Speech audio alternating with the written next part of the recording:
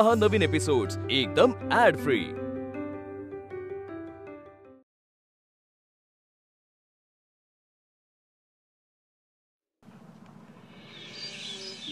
रखूं तुझा मामा बोलणं मोठं होऊ द्या साठ लोट।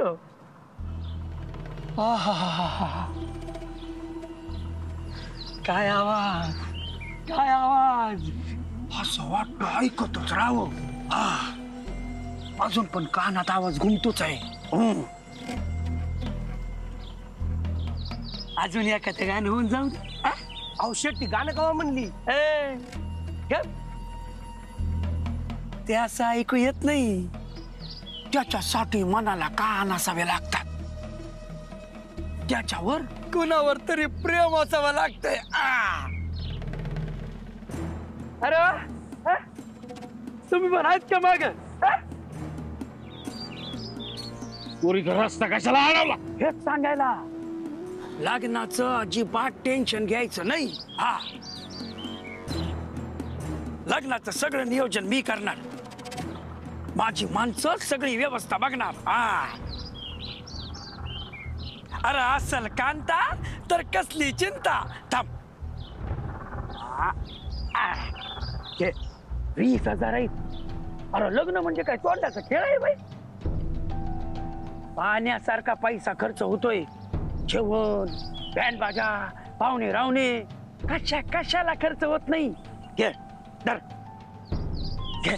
अरे लाजू नको, तो लाजू झाला तो काजू तुम्ही आला। नकोय तुझे पैसे, आम्ही आमचं बघून घेऊ काय करायचं ते। अरे कसं बघणार, पोरीचं लग्न अंगावर आहे, मुक्ताचं लग्न फुकट झालं, पण भक्तीच्या लग्नात तर खर्च करावाच लागणार ना। मुक्ताच्या लग्नाचं तर तू काय बोलूच नकोस। तू काय काय राडे केले हे आठवलं जरी ना तरी मावं डोस कसा रखता। कुसुम, तोंडी नाही लागायचं। हे बघ, आमच्या लेकीच्या लग्नाचं तू नको टेन्शन घेऊ, माई मुक्ता आणि आम्ही पाहून घेऊ काय करायचं ते। विसरलोच, मुक्ताचं लग्न श्रीमंतांच्या घरी झालंय ना। मालच्या माल येत असं माल, अहो चांगले पैशाचे बंडलच्या बंडल येत असते यांच्या घरी। तुमच्या सारख्या खाल्ल्या ताटात माती टाकणाऱ्या आवलादी नाहीत आमच्या। आणि इमानदारी कशाला म्हणतात ते तुमच्या सारख्यांना नाही समजणार। तुझ्या तर डगरी पिंट्या, हा घे थंड घे।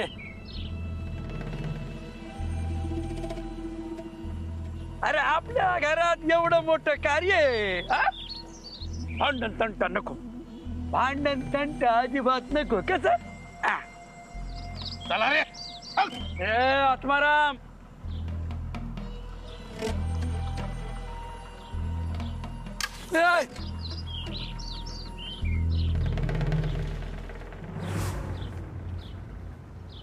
हे कार्य विमान नाहीये। अरे स्पीड जरा। हो पण तो मागच्या वेळी सांगितलं तुम्ही, त्यानुसार मी आता गाडी हळूच चालवतो। हा आजी, मी काय म्हणते, हा ये ना। अगं एकटी तरीच, आई कुठे? अरे ती पत्रिका आतच राहिली म्हणून गेली। ए मुक्ता, ही पिशवी धर। त्यात नारळ आहे, गाडीला फोडायचा। धर। हा काय गयात? अरे घरचा बनवलेला खाऊ हाय त्यात। अगं आजी, मी संध्याकाळी परत येणार आहोत, एवढा खाऊ द्यायची गरज काय? बघ ना किती आहे। अरे सारंग, बहिणीला बाहेरचं खायचं अलाउड नाहीये ना, म्हणून।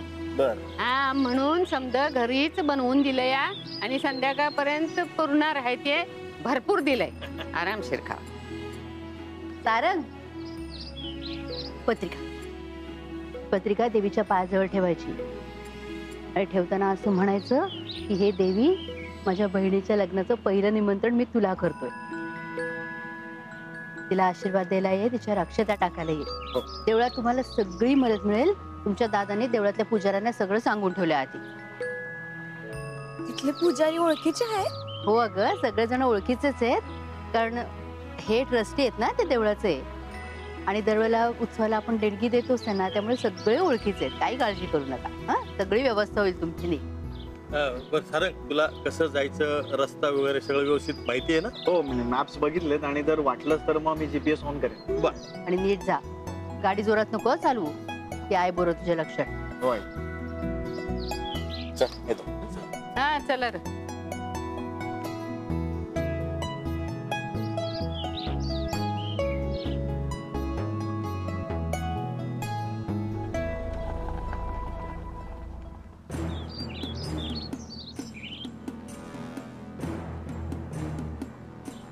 देवासमोर पत्रिका ठेवायला गेले.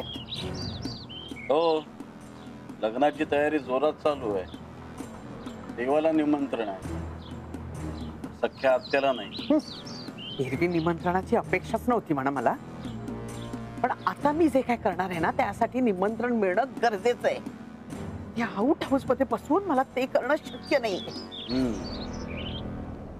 मुक्ता ऑपरेशन मधून वाचली, त्या पार्टी मधून सुद्धा वाचली. म्हणजे ना तिला नैसर्गिक मृत्यू येतोय ना मानव निर्मित. यावरून मला असं वाटतं की तिच्या जीवावर उठताना आपल्याला 1000 वेळा विचार करावा लागेल. तर मग तो डाव आपल्यावर उलटलाच म्हणून समजा. नाही नाही, आता मला हे कळून चुकलंय, त्याचं आयुष्य खरंच खूप मोठं आहे. पण मला कधीच तिला मारायचं नव्हतं आणि मला वाटलंही नाही तिला मारावंसं. हा, पण तिला या घरापासून तोडायचंय हे मात्र नक्की. तिचा घरात बघितला ना किती उदो उदो होतोय, मला नाही सहन होत आहे ते. तिला या घरातून बाहेर पडताना जेव्हा मी बघीन ना, ते बघायला मला खूप मज्जा येणार आहे. किती सुखदायी असेल होते, किती आनंददायी असेल ना ती इकडनं बाहेर जाते हे बघणं. हा नुसता विचार जरी माझ्या मनात आला ना तरी बघा बघा माझा चेहरा किती खुललाय. मी तुम्हाला गॅरंटीने सांगते, मुक्ता जर का या घरातून गेली की हे घर तुटलं म्हणून समजा, आणि मग मी हक्कानी माझ्या घरात पाऊल ठेवणार. आउट हाऊस मध्ये राहणारी ही अंबिका एक दिवस या घरातून सगळ्यांना आउट करून नगरकर हाऊसचा ताबा मिळवणार. आणि त्यासाठी आधी मला लग्नात घुसणं गरजेचं आहे, आणि मी घुसणारच.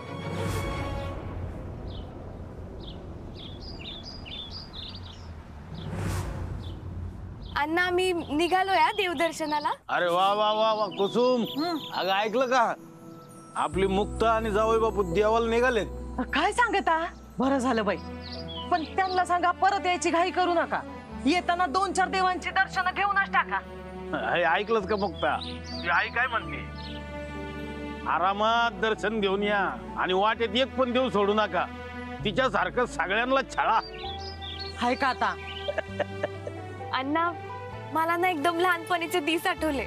तुम्ही संबळ वाजवायला जायचा आणि मला आणि गजाला घेऊन जायचा. आज पहिल्यांदा कोणत्या तरी देवीच्या मंदिरात तुमच्याशिवाय चालले.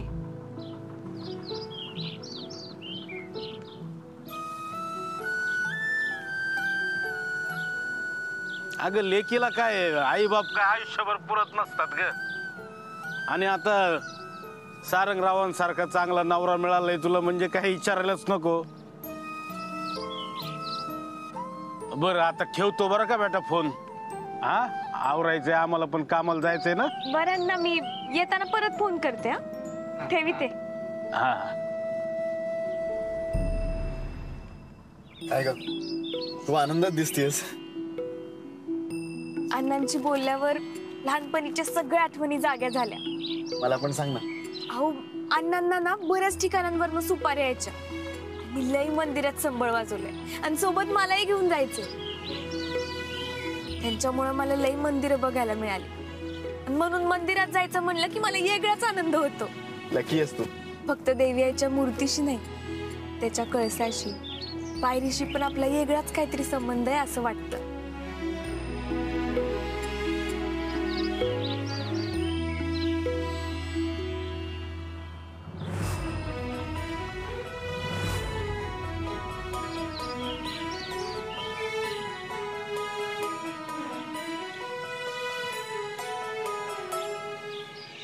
लई गोतावळा गोळा न करता लगीन करतोय हे एक बेस झालं.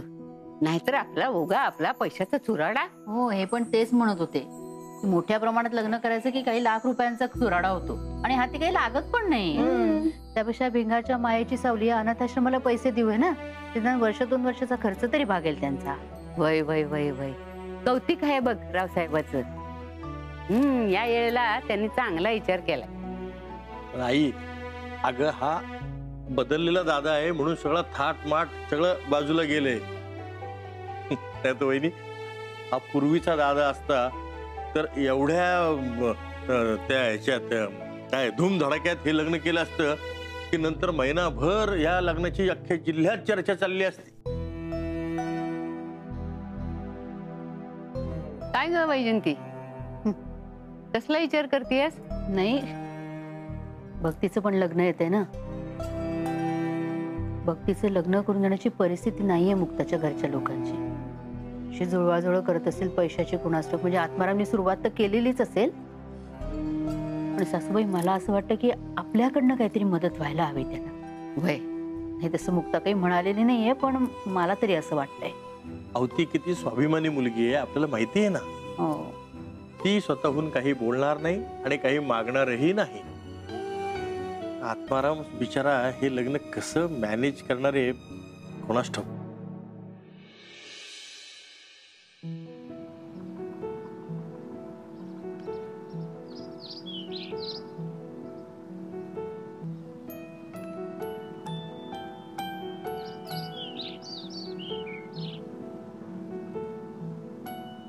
आओ, आपण आपल्याला झेपतील तेवढ्याच गोष्टी करूयात.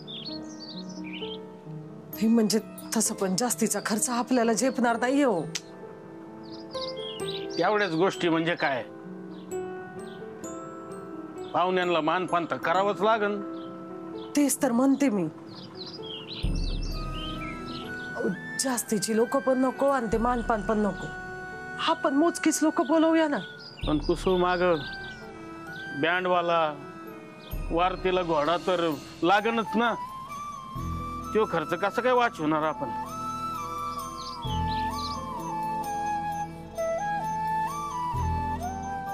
अण्णा, मला माहिती आहे तुमच्याकडे लग्नासाठी जास्त पैसे नाहीये, पण मला पण तुमच्यावर सगळा भार टाकायची इच्छा नाहीये हो.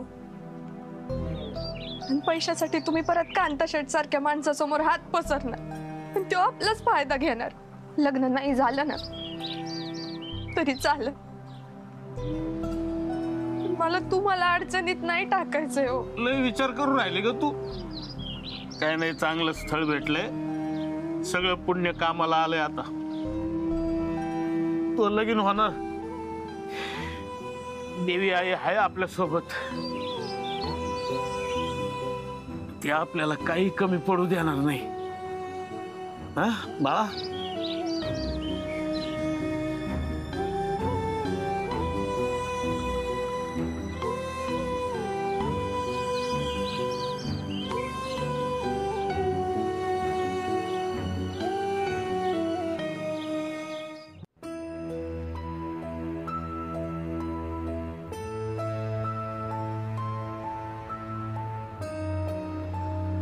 काय होते?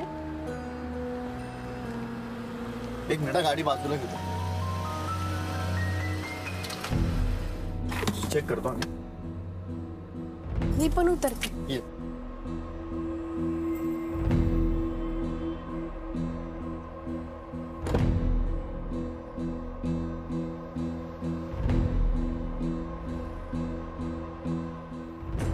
अगं यार बघ, हा टायर पंक्चर झालाय.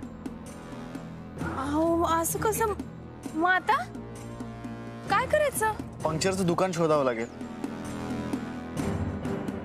यार. पण मला नाही वाटत की या रस्त्यावर कुठे लांब पर्यंत पंक्चरचं दुकान असेल. गाडीत स्टेफनी आहे, बट जरा ते डिफिकल्टच जाईल. मी काय मदत करू? अगं नाही, स्टेफनी बदलणं जरा हेवी काम आहे ना.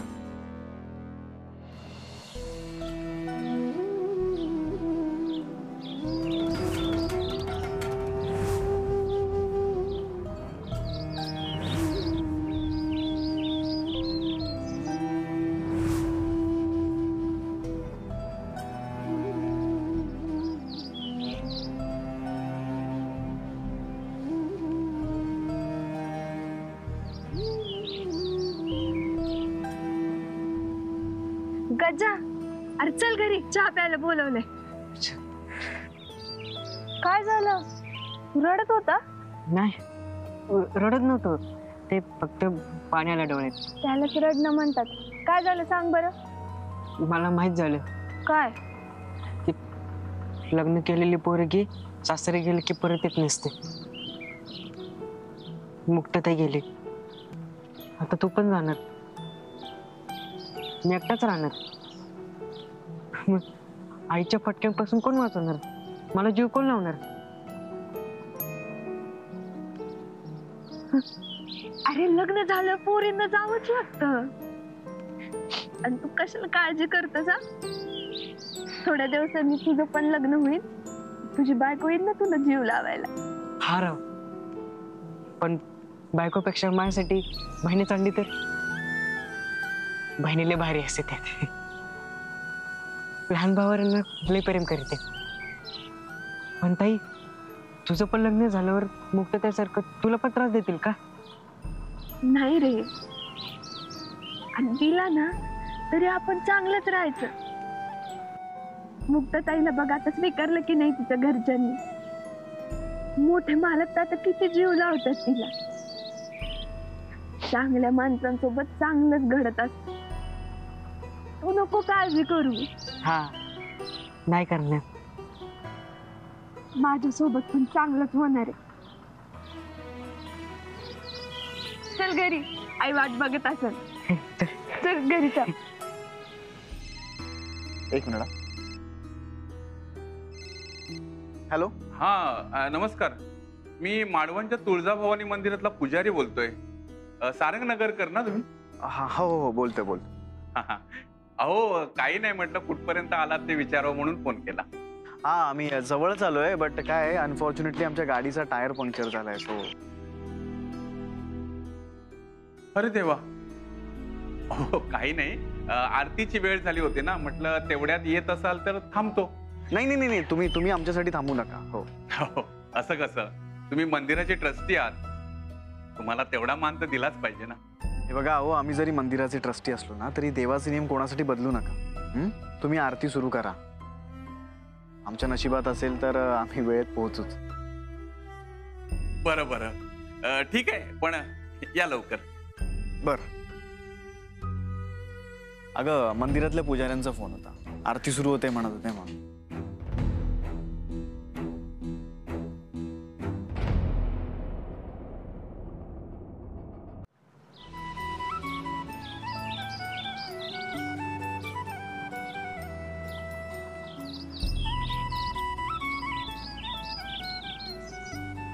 टायर बदलून झालाय, तर मे बी मला वाटतं आपण आरतीत वेळेवर पोहोचूच. म्हणजे प्रयत्न करायला काहीच हरकत नाही. मला माहित आहे तुम्ही स्वतःहून टायर का बदल. का? टायरवाला शोधायचा वेळ वाचला तर आपण आरतीसाठी वेळेवर पोचू. आरती हाती लागली, मला लय आनंद होईल. म्हणून एवढा त्रास सहन करून तुम्ही स्वतःहूनच टायर बदल ना. मुक्ता, असं समज की थोड्या वेळेसाठी मी आत्मनिर्भर झालो.